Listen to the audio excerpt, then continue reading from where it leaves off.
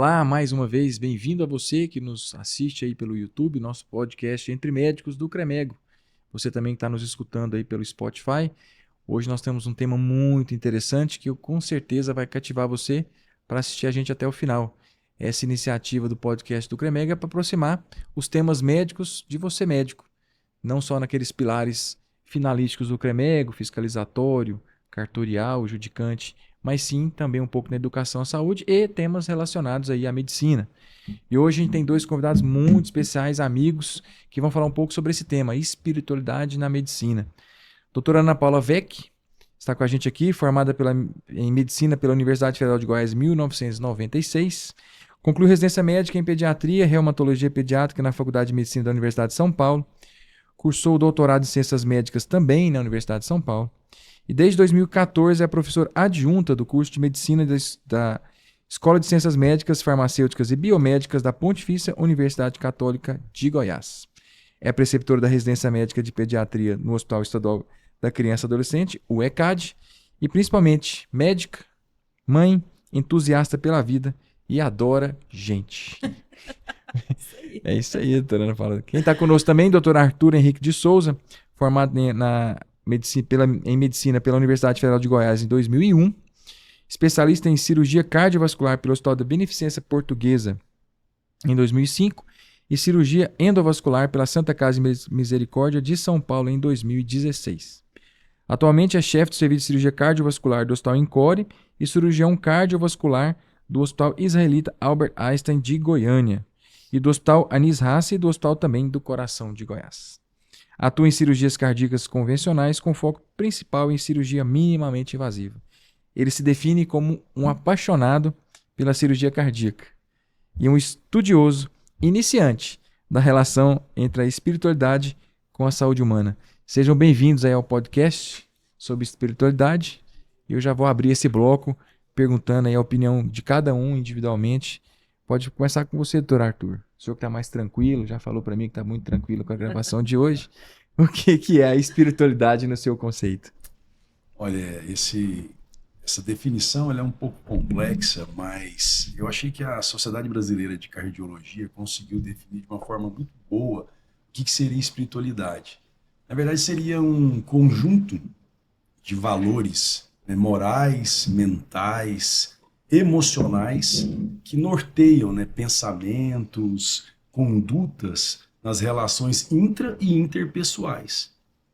E não necessariamente está vinculado a alguma religião. Então, assim, para que você tenha espiritualidade, é uma coisa muito abrangente. Então, qualquer pessoa, independente de afiliação religiosa ou não, se acredita ou não, pode, né, sim ter essa conexão com algo maior, um sentimento de pertencimento, de objetivo de vida, de propósito de vida, e isso sim entra dentro do contexto da espiritualidade.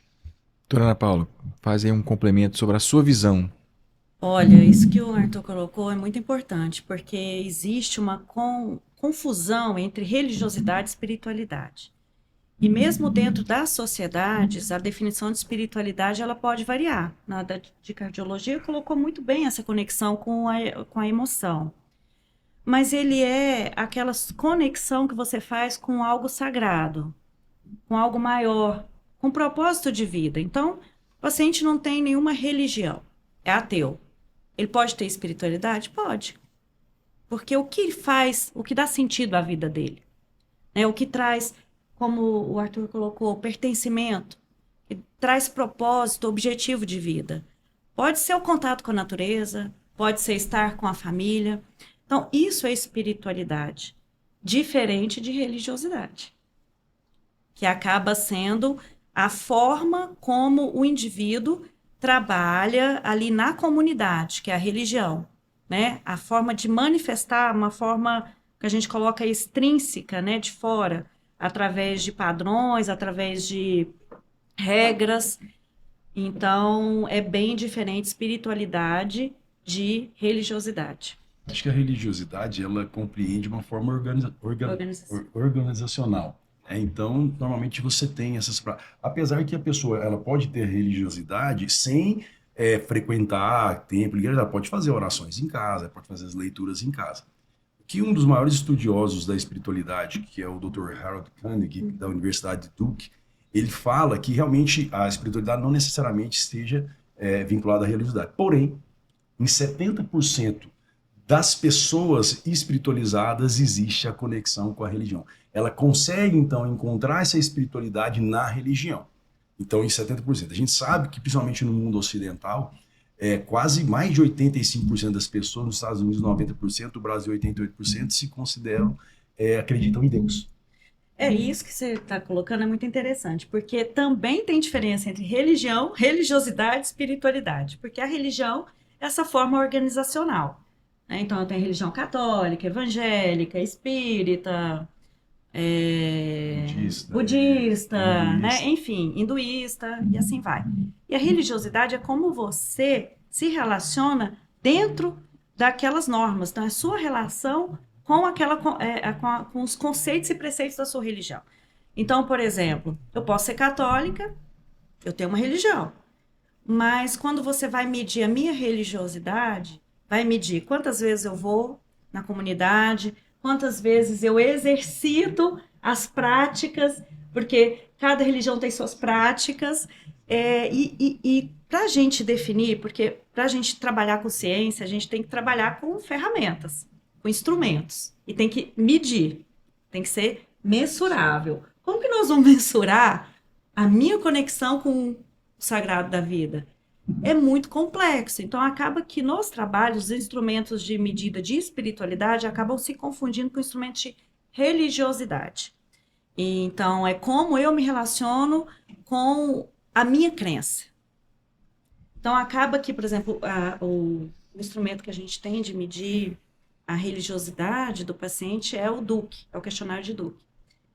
E se a gente for muito criterioso, ele está trabalhando religiosidade, ele não trabalha espiritualidade. Então, é complexo você chegar na essência, né? E para mim, de verdade, a espiritualidade é quando a gente consegue chegar na essência. Você fez uma pergunta interessante para a gente. Quem seríamos nós sem os nossos papéis, né? Porque, na verdade, você não fez essa pergunta. Você disse, se você não fosse médica, é a minha essência. Será que nós estamos preparados para olhar a nossa essência? É essa essência que seria a espiritualidade, que seria a espiritualidade no cuidado do paciente. Tem uma frase que me chama muita atenção do Jung, quando ele fala assim, conheça todos os métodos, né? Todas as teorias, mas diante de uma alma humana, seja apenas uma alma humana. É essência com essência.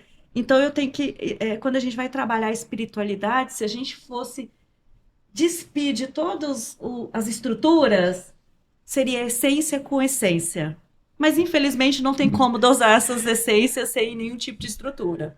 A doutora Ana Paula ela revelou um bastidor que a gente faz aqui no nosso podcast, que eu pergunto aos convidados assim, nós temos aqui o textual para te apresentar, mas eu quero fazer uma pergunta que eu acredito que é a pergunta mais difícil da filosofia, que é defina você sem falar o que você faz. Então, você está nos escutando e nos assistindo, faça esse exercício aí para você ver o tanto que parece ser fácil, mas não é.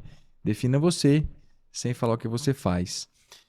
Bom, a gente já entendeu bastante aqui espiritualidade, religiosidade, religião. E por que existe um desconforto de colegas médicos com esse tema? Eu penso que isso é herança nossa, né, ali medieval, onde a ciência era atrelada com a religião. E quantos cientistas não sofreram as fogueiras e etc. Até que veio, né, o iluminismo, aí houve essa ruptura, graças a Deus, porque pudemos avançar na ciência, né, o avanço da física, da própria medicina, de todas as áreas. Só que o materialismo ficou, assim, quase que um dogma. Do mesmo jeito que a gente derrubou, e precisávamos derrubar o dogma religioso, o materialismo vem como um dogma. Tanto é que em 1960 houve um manifesto contra o materialismo. E que o Beauregard trazia essa questão. Poxa, nós somos seres existenciais, integrais, não somos só corpo físico, não somos só matéria. tem uma transcendência, tem um propósito de vida, tem as nossas emoções. Por que que isso foi totalmente abolido da ciência? Será que não tem como a gente fazer ciência com dados científicos, trabalhando todos esses aspectos, que são aspectos de interesse humano? Todo ser humano quer saber, né, se existe, o que existe após a vida, como que acontece o coma, numa doença crônica, como que fica a minha saúde, né, aspectos espirituais, religiosos, isso faz parte, né, da existência humana.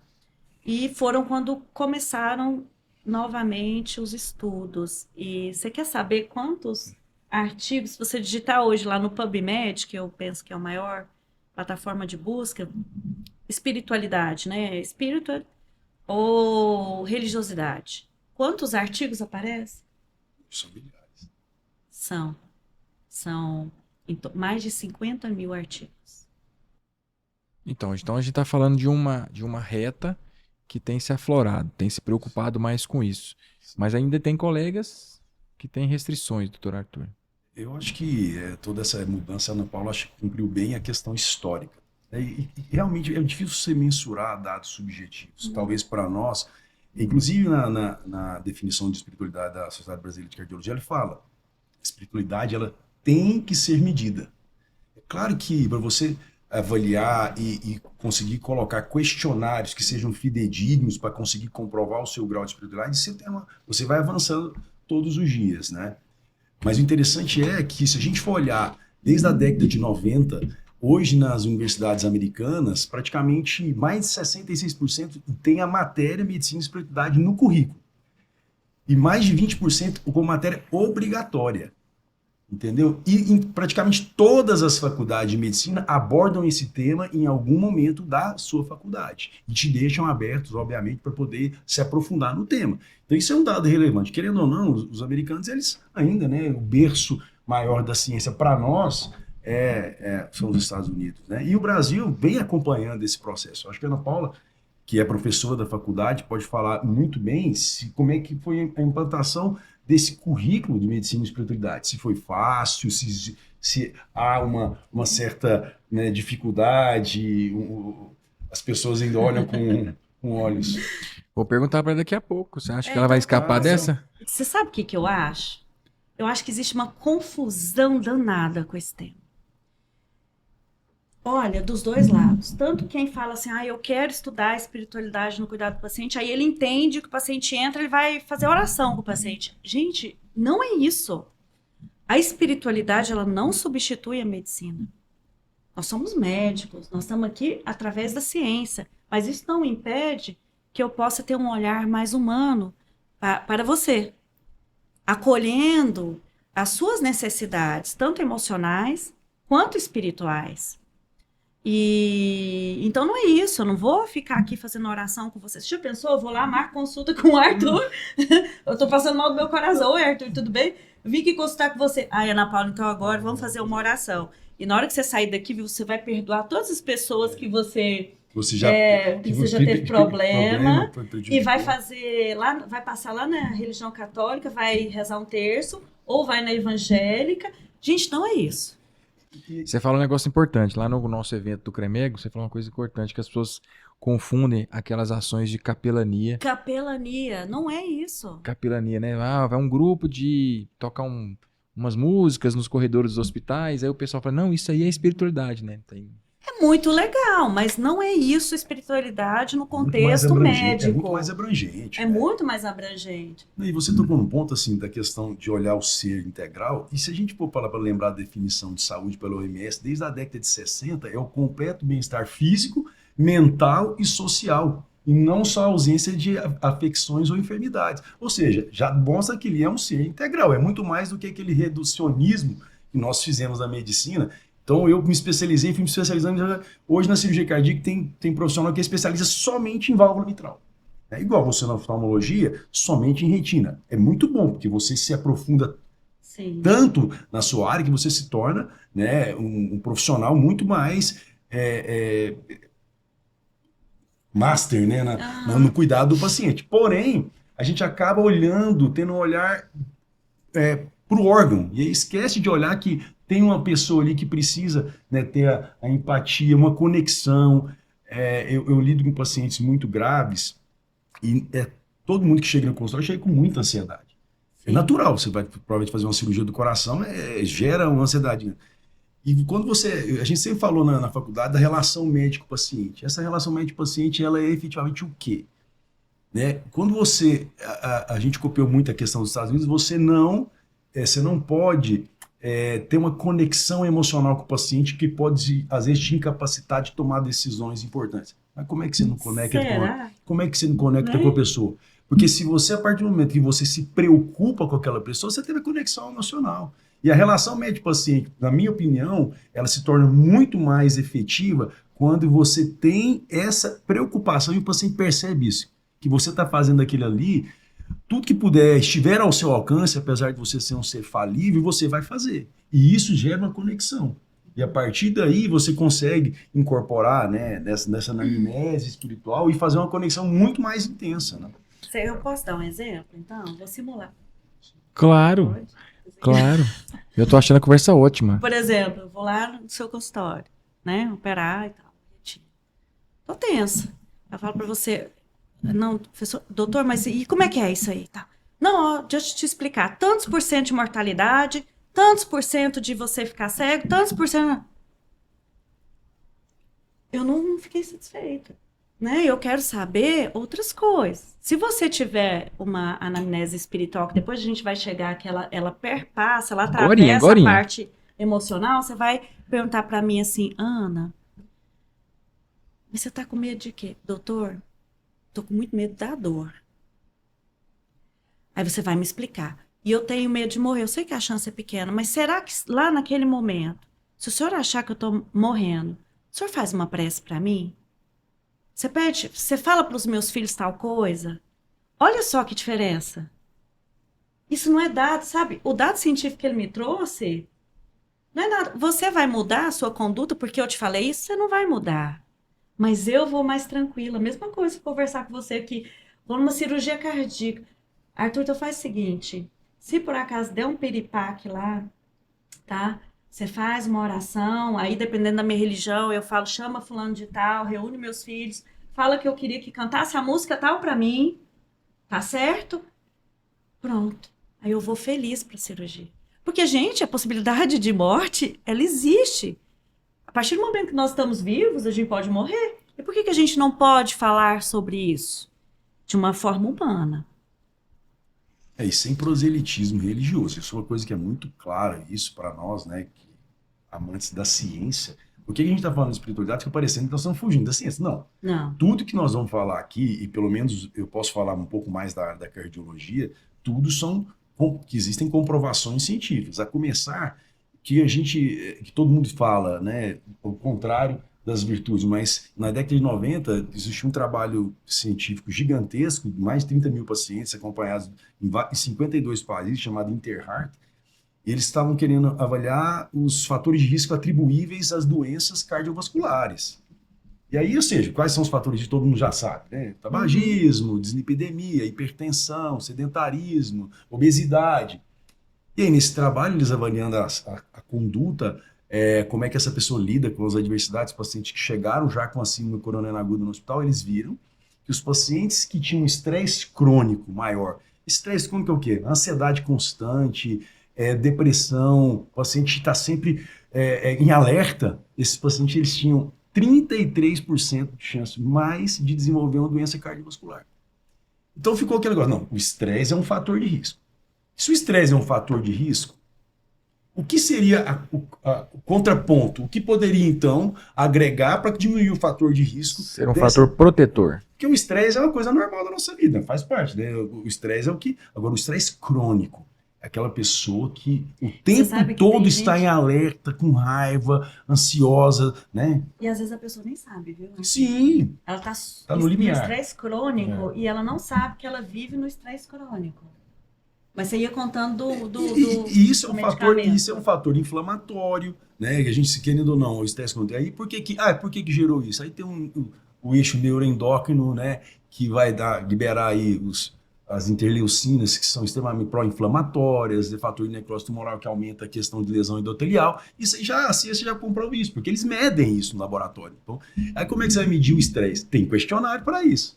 Tem pontuação para isso. E aí, depois, agora, o tema da nosso podcast, o que foi para contrapor isso? Né? Vou te perguntar daqui a pouquinho os temas que você levantou, mas agora, por incrível que pareça, está chegando na metade.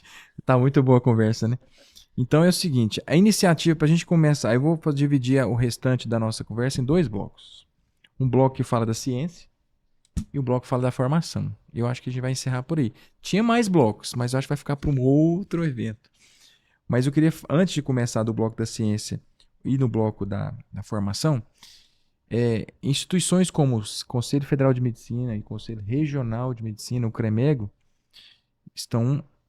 instituíram então as suas comissões de espiritualidade e estamos aqui gravando sobre isso. Eu queria saber qual que é a importância do CREMEGO tocar, ativar, discutir esse tema.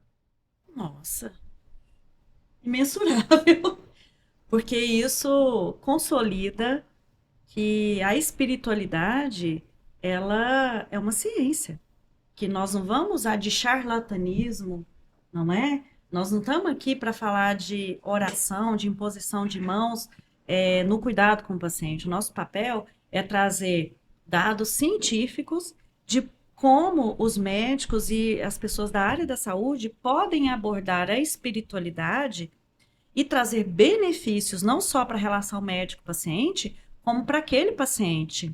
E também para dados científicos, até para a gente desmistificar, né? Trazer colegas e mostrar para eles o que é espiritualidade e o que não é espiritualidade no cuidado do paciente. Doutor Arthur, é importante então o CREMEGO?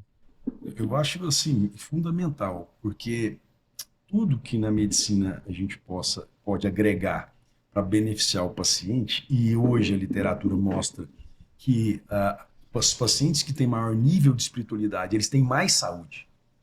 Então, a partir do momento que o CRM chancela isso, e obviamente baseado em tudo que nós temos da literatura médica, de revistas de alto fator de impacto, com publicações extremamente relevantes, isso fortalece o entendimento e, obviamente, o interesse dos profissionais que até então se diziam, parece que eu não tenho muita conexão com isso, eu acho que não tem nada a ver.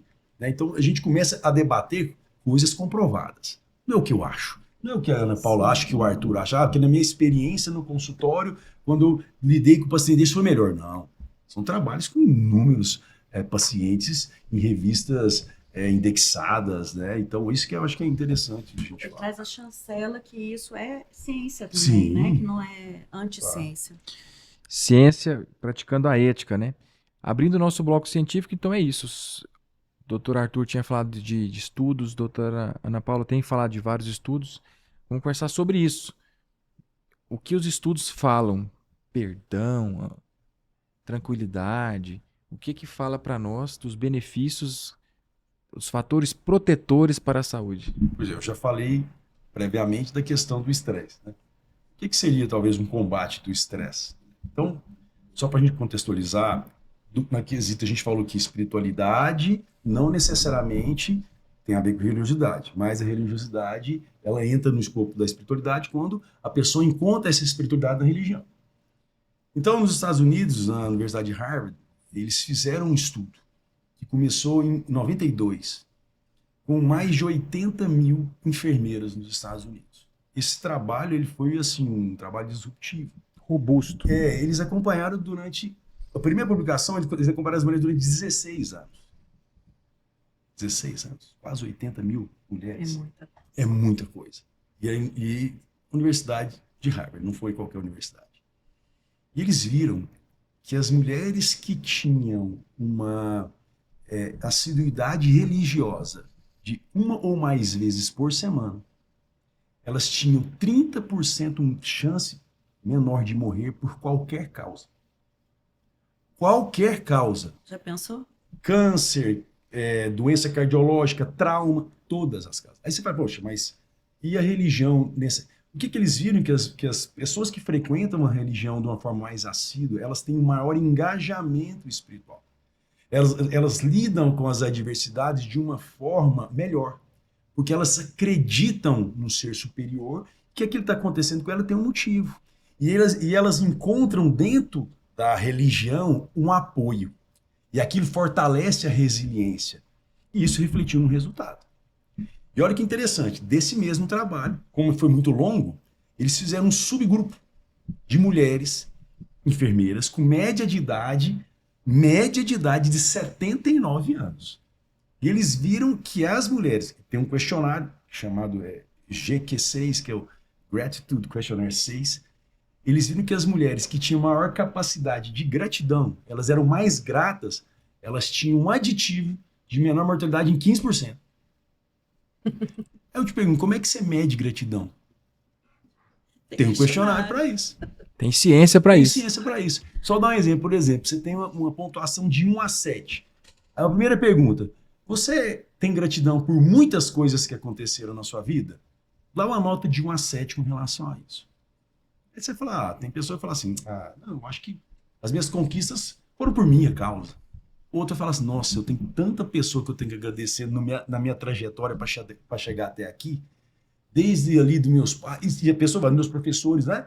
E isso refletiu a pessoa que tem maior capacidade de gratidão. Refletiu em quê? Em saúde. Olha que interessante. Da mesma forma, por outro lado, o trabalho mostrou que as pessoas que tinham maior tendência à raiva foram documentadas em cintilografia miocárdica, pacientes que tinham doença isquêmica do coração, documentadas em cintilografia. Durante 10 semanas, um grupo controle teve tratamento convencional e o outro grupo com tratamento convencional com aditivo de auxílio para a pessoa aumentar o nível de espiritualidade. Então, assim, estimulando a pessoa a ser mais grata. Isso era diariamente, depois eu vou comentar do que trabalho aqui na faculdade, na Federal de Goiás. Depois de 10 semanas, repetir a cintilografia, as pessoas que tiveram essa intervenção extra de gratidão, de perdão, de espiritualidade, tiveram na cintilografia uma melhora em relação ao outro grupo. Olha que interessante. Eu só apontar aqui, você continua na parte científica aí, que você tem doutorado nisso. Como que o médico vai fazer isso? Perdoe? Não, não é isso. Vocês entendem? Por isso que a gente tem que o CREMEGO tem uma ação fundamental, porque a gente precisa esclarecer a classe. Não é assim. Eu posso falar assim, minha querida, como a gente faz com quem tem fibromialgia? No final do dia você escreve num caderninho o que você foi grato no dia. Aí eu até ensino. Se não aconteceu nada de bom no seu dia, você faz assim, pelo menos eu abri os olhos. Já é uma gratidão. Mas você pode contar desse dado científico para ela e talvez estimulá-la a procurar ajuda, Sim. Né? Então, esse é o papel do médico. Não é eu ir lá e falar assim, vamos agora fazer uma sessão de perdão, uma meditação. Não é mesmo isso. porque, se você depois vê esse trabalho, então se você perdoar mais, você vai estar mais saúde. Então, a partir de manhã, você é obrigado a perdoar todo mundo. Não existe. Não tem jeito. Não existe. Isso tem que ser também. Isso é um trabalho. Tem que ser uma coisa espontânea. É um trabalho muito complexo. Mesmo porque será que nós somos capazes de fazer? Ou então você prescreve assim, 3 Ave Maria, 5 Pai Nosso. Não é isso. Não é isso. Não é isso mesmo. Eu tinha feito alguns apontamentos aqui, né? Que é menor ansiedade, enfrentamento da dor, adesão ao tratamento, qualidade de vida, nos cuidados paliativos, na saúde mental. Não, É melhor que aspirina, gente. Você está querendo prevenir um infarto. Não, isso você está falando uma coisa importante, porque assim, por que talvez da cardiologia o interesse é tão... Porque, querendo ou não, quase 20 milhões de pessoas morrem de doenças cardiovasculares todo ano no mundo. É muita gente. Então, qualquer intervenção capaz de mudar essa trajetória é um benefício. Então, será que tem um comprimido? Imagina só, um comprimido que diminui 30% da mortalidade cardiovascular.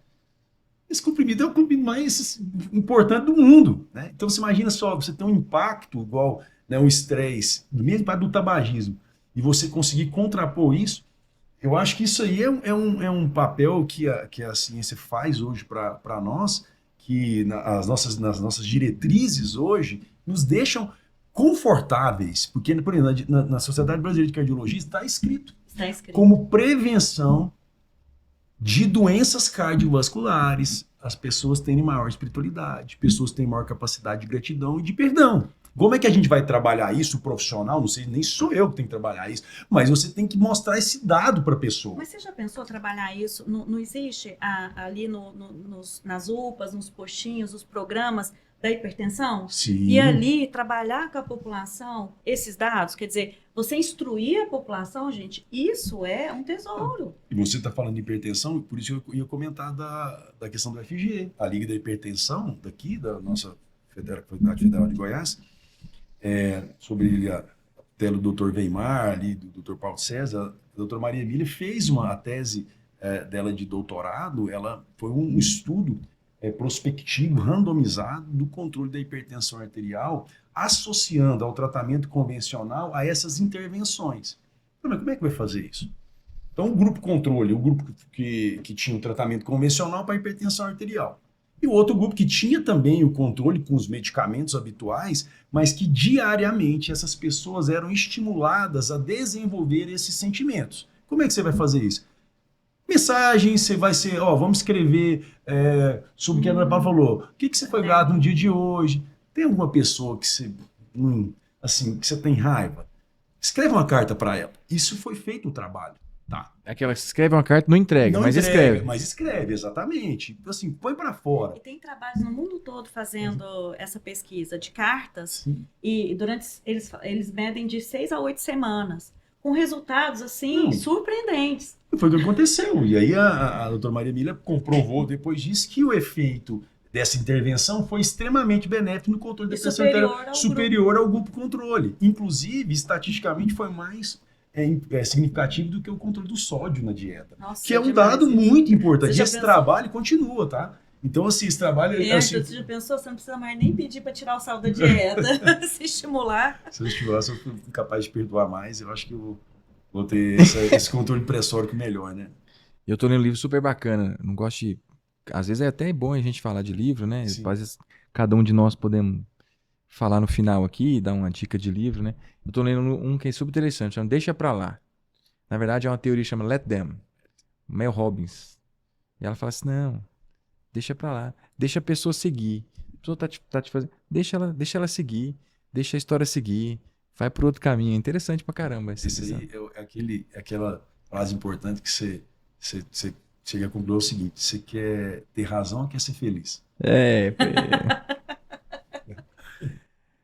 Vamos abordar um pouco então a formação. Se nós já temos capacidade hoje, com mais de 50 mil citações de artigo, já tem estudos robustos com milhares de pessoas no mundo inteiro, várias faculdades. Vamos falar um pouco de formação, né? Esse tema tem entrado nos currículos e tem entrado como?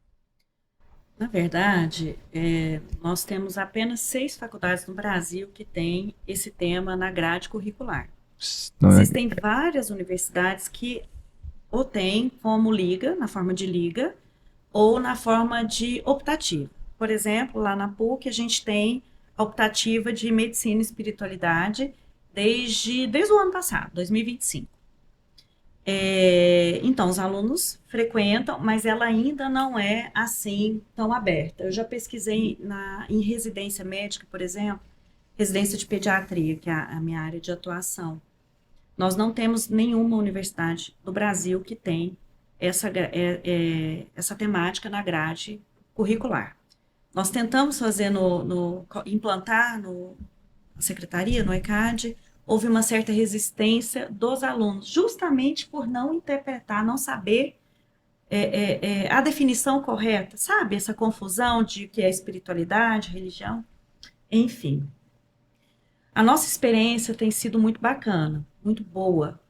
A gente pede para os alunos, a gente faz anamnese espiritual com eles, nas enfermarias, e depois a gente faz uma avaliação, eles escrevem a autoavaliação deles, de como que foi a experiência, e a gente trabalha a espiritualidade do aluno também. Então, como que a gente faz isso?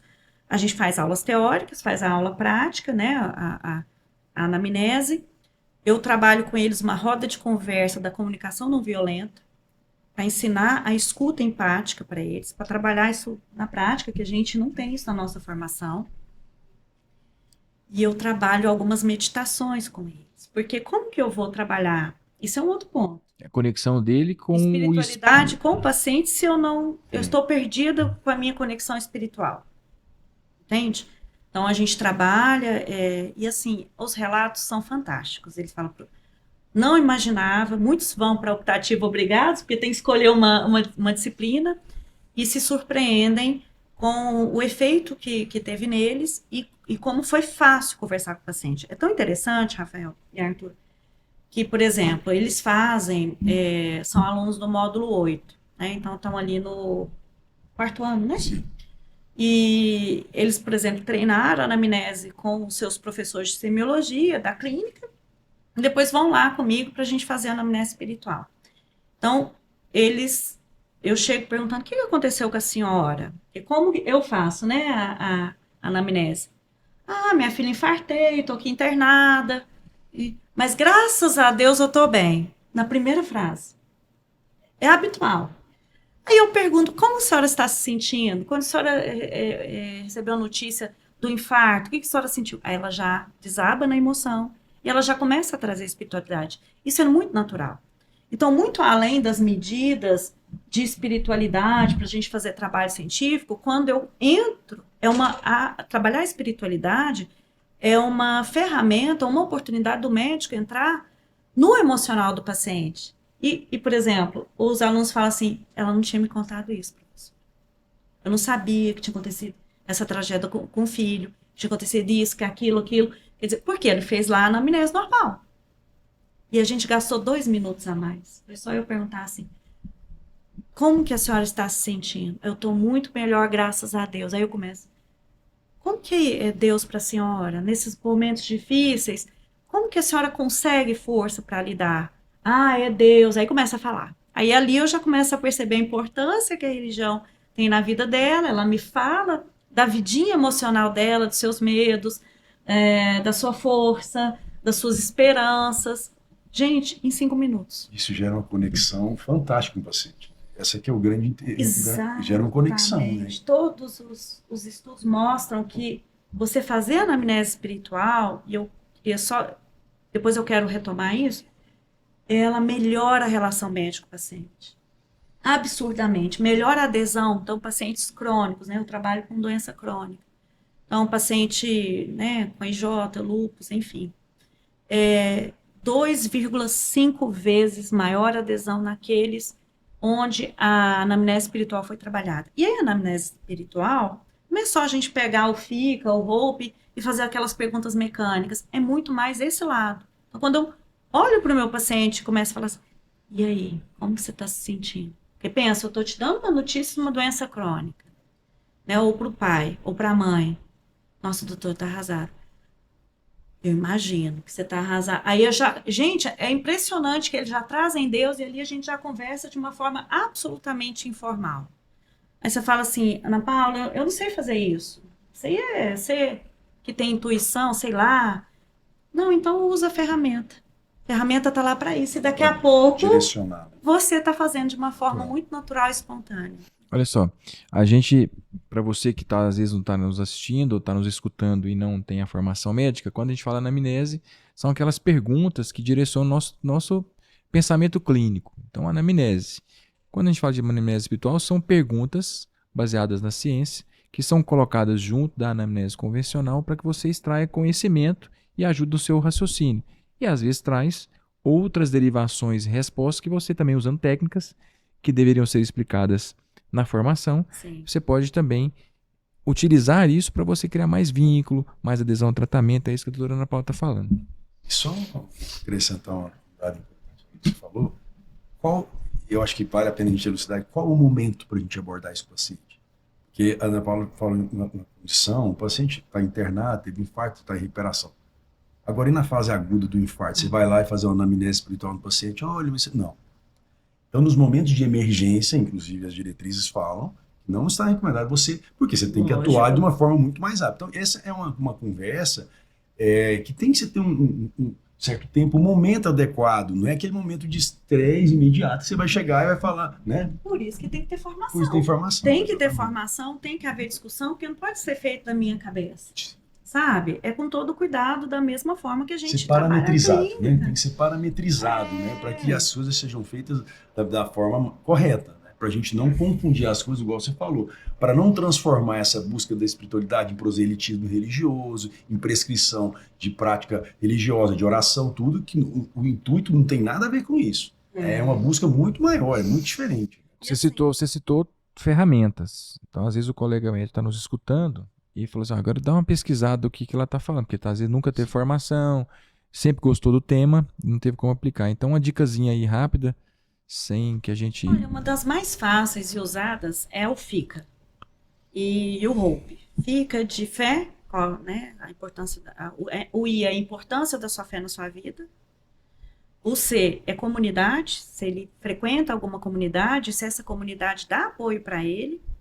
E o A é se aquela crença interfere nas decisões médicas. Então, veja bem, num estudo científico, você medir essa religiosidade, ok, até para você ter o resultado. Quem tem religiosidade teve menos suicídio, que a gente sabe, 4 vezes menos risco de suicídio, aumenta o tempo de vida em cerca de 10 anos, diminui a depressão, né? Mas, na hora que eu estou ali com o meu paciente, não me importa a quantidade. Eu só quero saber se ele tem apoio ou se ele tem estrutura para suportar um enfrentamento.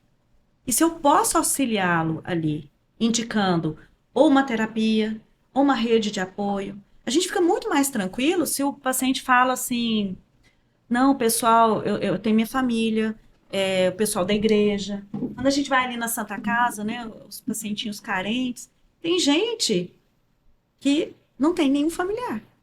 Não tem nenhum familiar. Aí você pergunta: como que a senhora está fazendo? Ela fala assim, algumas, né?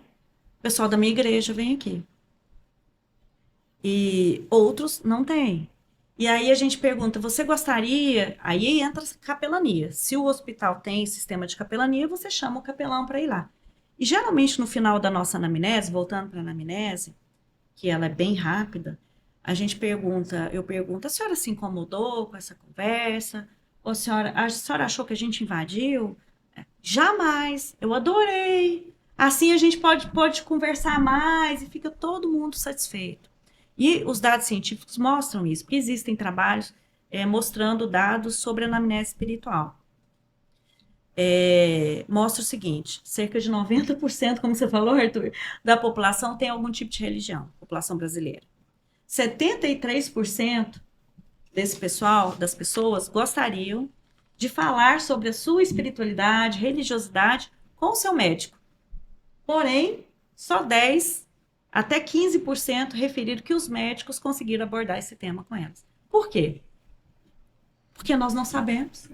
Porque nós temos medo de sermos presos pelo CRM. Né? Se a gente não sabe como fazer, vai que eu sou chamada de charlatã, não é? Vai que eu vou assustar meu paciente. Mas a partir do momento que isso é esclarecido, a gente vai vendo que não existe monstro nenhum e que é muito mais fácil do que a gente imagina. Uma coisa bem natural, eu acho, na verdade. E muito satisfatório, tanto para a gente quanto para o paciente. Talvez, na minha prática diária, pelo fato de eu justamente mexer com pacientes muito graves, é muito natural, nesses momentos de angústia, as pessoas falarem de Deus. Eu acho que, assim, eu não me lembro de nenhum paciente que tenha conversado comigo e não tenha falado assim: não, tenho certeza que Deus vai dar tudo certo, e manifesta isso espontaneamente. E isso, obviamente, dá uma abertura de falar as coisas, de confiança, de como é que você vai passar pelo processo, né?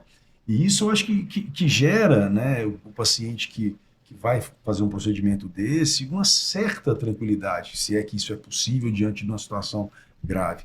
Mas ajuda muito, assim, é muito nítido isso na nossa prática. Mas se eu tenho conexão com você, eu tenho confiança. Todas as relações, elas são baseadas na confiança. E toda confiança, ela só existe se eu tiver coerência e transparência. Vou fazer uma pergunta, assim, eu vou caminhar para o nosso fechamento, porque por incrível que pareça, nosso tempo Foi muito rápido, né? Assim, quando é aquela questão da relatividade.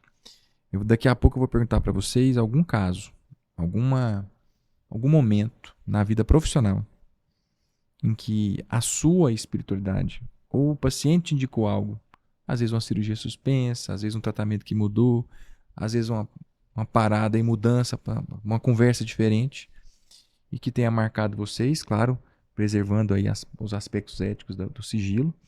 Enquanto isso, eu vou fazer algumas pontuações, vocês vão pensando, é aquele 30 segundos, porque a nossa ideia são justamente esses pontos que nós falamos até agora. Esse tema de espiritualidade da medicina não pode validar o charlatanismo. Isso é baseado em ciência, é baseado na prática. Não substitui os tratamentos convencionais, ele é um ajuda, um adjuvante. A gente não quer impor crença nenhuma a nenhum paciente. Respeita a autonomia integral do paciente e a sua liberdade religiosa. Não é por aí que a espiritualidade da medicina segue. E a ética acima de todas as ideologias. Então esses são os pontos que a gente trouxe nesse debate do podcast Entre Médicos dessa noite.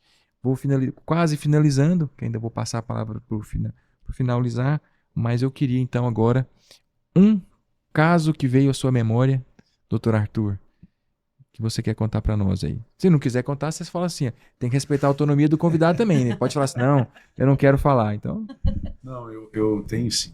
Eu acho que eu escutava, né, dos nossos antepassados assim, a sua cabeça é o seu guia, né? O que você acredita que acontece. Eu me lembro que na época da residência ainda, ou seja, esses dias. 20 e tantos anos atrás aí, e uma vez eu me deparei com uma paciente, que ele entrou para o centro cirúrgico chorando, e já era um caso relativamente grave, e ela começou chorando, falou assim, eu não quero operar, que eu vou morrer. Lógico, eu era residente, eu não tinha capacidade de decisão ali, que fazer ou não, ela tinha indicação cirúrgica, mas ela não afirmou veementemente assim, não, eu não vou fazer, não. Ela falou, eu vou morrer. E aquilo me chamou a atenção, eu falei, gente, mas ela chegando a estar numa cirurgia já desse jeito, que esse pensamento assim é tão ruim, né? Você fica, mano. Infelizmente ela morreu. A partir daquele dia, eu falei assim, olha, qualquer dia, se na minha vida como cirurgião cardíaco, entrar algum paciente falar que vai morrer, eu vou suspender a cirurgia. E aí eu até te contei um dado, e eu fui contra isso que eu pensei um dia, porque especificamente, e tem pouco tempo, um paciente, era um caso extremamente grave, o paciente teve praticamente uma morte súbita revertida, e era um paciente que morava na fazenda, então muito forte, assim, e aí ele deixou de ter o sintoma, mas era uma lesão muito grave no ósseo da principal coronária, que não tinha outra alternativa, no tronco da coronária, não tem tratamento clínico, não tem medicamento, vai ver, é cirúrgico. E aí, quando ele estava no centro cirúrgico, antes de chegar, eu fui atender um paciente no consultório, o anestesista ligou e falou assim, olha, doutor, você falou que não vai embora, não vai operar mais. Eu falei, pede para ele me esperar que eu vou conversar com ele. E eu conversei com ele, assim, olha, eu fiz uma promessa a mim que todo paciente falasse assim, eu não quero operar e eu suspender a cirurgia, mas a sua eu não vou suspender, porque se não tem outra alternativa. Se você não fizer essa cirurgia, você vai sair daqui, você pode, quando você estiver descendo ali no elevador, você pode... E aí, graças a Deus, a gente operou, eu falando em Deus, que eu acredito também, mas a gente operou, o paciente teve uma ótima evolução, e depois, quando ele voltou no consultório, ele falou assim, doutor, obrigado, o senhor ter insistido, porque senão, talvez, agora o senhor volta à sua vida normal. Mas é uma situação, assim, é complexa, assim, de você lidar, né? Quando o paciente, ele chega com essa negatividade, e ao mesmo tempo, você como profissional, né, da ciência, fala assim, não, eu vou suspender por conta disso. É difícil para a gente você tomar essa decisão. Você tem a indicação, os exames mostram que a paciente precisa daquilo. E aí, baseada no contexto emocional dela, você fala, ou então você vai falar assim, olha, vamos esperar um pouco mais. Né? O cirurgião falava assim, a gente demora quantos anos para aprender a indicar uma cirurgia? Depois da residência a gente aprende bem, mas contraindicar a cirurgia a gente demora muito tempo, avaliando todo esse contexto. Né? Eu acho que isso é o que é só a experiência que vai dando para a gente. Doutora Ana Paula, se quiser... Nossa, um fato que te marcou. Da minha espiritualidade ou do paciente? Do seu convívio médico. Você como médica e essas sensações que o paciente traz ou que você traz? Eu penso que não vai ser um caso. Vai ser o seguinte, tem espiritualidade com coping negativo, né? Então, muitos pacientes que disseram que foram em algum retiro, em alguma coisa, não sei qual religião, e tiveram um tratamento miraculoso e suspendem as medicações. E voltam. 6 meses, um ano depois, muito pior, muito grave, né? E aí, nesse contexto, conversar. Poxa, eu converso, falo, mas vamos lá. Será que Deus também não usa os médicos? A gente conversa abertamente, né? Eu acredito em milagre. Eu acredito, mas o milagre, assim que a gente comprovar o milagre, que tiver tudo bem, a gente tira os remédios. Não precisa da gente testar Deus, né? Mas a gente tem histórias muito bonitas, assim, de uma paciente, até ela casou, vai ter filha agora, com lúpus. Ela teve um lúpus muito grave, renal, teve que fazer ciclofosfamida com 7 aninhos, pensa, hoje ela tem 27. Tá ótimo. E eu lembro que ela melhorou do nada. Melhorou, melhorou. Eu falei assim, eu sentei, eu lembro que eu fiz assim. Falei, escuta, o que aconteceu? Como assim, doutora? Não, aconteceu alguma coisa, não sei, porque assim acaba que eu sou muito íntima da família. E ela me contou que tinha ido visitar o pai e que tinha perdoado ele. Uma história muito complexa, mas por causa desse grau de intimidade, ela trouxe para mim. Eu falei, eu lembro que nesse momento eu me emocionei muito, ela chorou também, a mãe também chorou. E eu falei assim, querida, eu acho que isso aí contribuiu bastante para a sua cura. Mas assim, você não vai fazer isso com um paciente que você acabou de atender. É uma construção, eu acho que espiritualidade é isso. E agora, só para encerrar, vou trazer o nosso amigo Vicente. Você ainda vai encerrar ainda, calma aí. Mas pode encerrar sua Então eu fala. já encerrei. Não. Eu vou passar agora a palavra final aqui para os nossos convidados nesse momento tão importante para a medicina em Goiás e para a medicina de maneira geral, que é essa vinculação da espiritualidade como uma ciência, como uma coisa ética. Suas palavras finais, doutor Arthur. Obrigado pela presença. O Cremego quer te agradecer mesmo você ter participado aqui do Entre Médicos com a gente nessa gravação. Eu que agradeço o convite. Eu acho que, igual como você falou desde o começo, eu sou um estudante dessa área, bem iniciante ainda, tem tanto que aprender. E eu espero que essa condição que o CRM está abrindo para a gente sirva, né, de inspiração para outros profissionais possam buscar esse conhecimento, esse entendimento, para que, eu acho que juntos, né, nós vamos conseguir elevar cada vez mais o nível, né, da medicina. O que a gente pode fazer melhor para o nosso paciente, que é o objetivo de todos nós, né? A gente conseguir, né, melhorar a qualidade dos pacientes através, né, da questão da melhora da espiritualidade dos pacientes que já tem a comprovação científica, eu acho que o objetivo aqui vai ser atingido rapidamente. Isso, inclusive, estimula as faculdades a colocarem isso no currículo, né? Eu acho que começando a falar aqui com frequência, eu acho que a gente consegue levar isso para as universidades de uma forma muito mais enfática. Se de alguma faculdade está escutando a gente ou está vendo a gente aí, fala aí na sua faculdade. Se precisar da gente ajudar, a gente ajuda. Tem um grupo agora, nós temos a Comissão de Saúde e Espiritualidade, com certeza pode te ajudar aí a montar na sua faculdade aí um núcleo de discussão, uma liga e depois virar aí uma matéria. Doutora Ana Paula Vec, muito obrigado. O Cremego agradece por você ter participado do Entre Médicos com a gente. E queria que você falasse então suas considerações finais nessa gravação de hoje. Então, eu penso que trabalhar a espiritualidade no cuidado do paciente é isso, é uma alma humana tocando outra alma humana. Quando isso acontece, o transcendente se manifesta.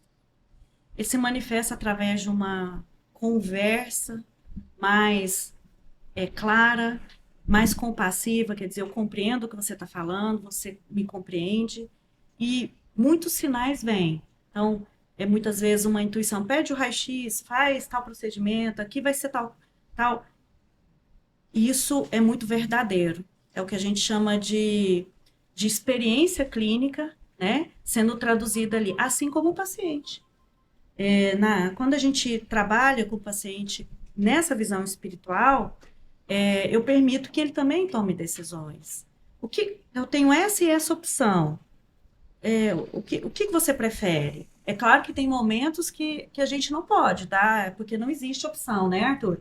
Mas na maioria das vezes, na condução clínica, a gente consegue fazer isso baseado nessa comunicação entre essas duas almas, onde o transcendente se manifesta. Então, obrigado a vocês dois, obrigado, doutor Arthur, obrigado, doutora Ana Paula, e vocês estão compreendendo a dimensão que é, né? Conversamos aqui sobre a humanidade. o tratamento humano entre as pessoas e principalmente entre os médicos e seus pacientes. A espiritualidade, ela não substitui a ciência, ela ajuda e está baseado também na ciência e no tratamento ético do paciente. O CREMEGO está fazendo essa nova fase, te ajudando aí tanto na saúde mental, com cuidar de quem cuida, com a questão da gestão de carreira, com a cultura financeira, com a questão da humanidade, por exemplo, aqui com a nossa Comissão de Saúde e Espiritualidade, e esse tema explicado a você com tanto carinho pelos nossos convidados. Mais coisas vão surgir, então queria que você seguisse aí as nossas redes sociais, mais novidades, mais episódios como esse, tanto no YouTube quanto no Spotify, estarão aí publicados para você médico e para você que é entusiasta dos temas de medicina. Muito obrigado aí pela sua audiência.